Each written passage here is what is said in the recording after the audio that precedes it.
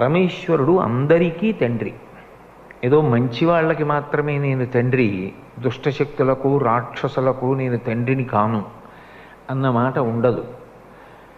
కర్మ ఫలితాన్ని ఇచ్చేటప్పుడు భయంకరమైనటువంటి విషయాలు, దుఃఖంతో కూడుకున్నటువంటి విషయాన్ని కూడా ఫలితంగా ఇచ్చేవాడు కూడా పరమేశ్వరుడే. దుఃఖపడవలసినటువంటి విషయం జీవితంలో తటస్థించినప్పుడు భయం కలుగుతుంది. కాబట్టి ఇప్పుడు భయానికి కారకుడు ఎవరు అంటే భగవంతుడే. మళ్ళీ ఆ భయాన్ని తీయగలిగిన వాడు కూడా భగవంతుడే. అందుకే విష్ణు సహస్రనామ స్తోత్రంలో భయకృత్ భయనాశన, భయం ఎందుకు పెడతాడు? అది ఆయన లక్షణం కాదు. ఒక తండ్రి పిల్లల్ని ఎందుకు భయపెడతాడు? ఇలా వేలు చూపించి వాడు బాగుపడాలని. భగవంతుడు ఎందుకు ఇలా వేలు చూపించి భయపెడతాడు? ఎందుకు దుఃఖాన్ని కల్పిస్తాడు? కాలోహి బలవాన్ కర్త సతతం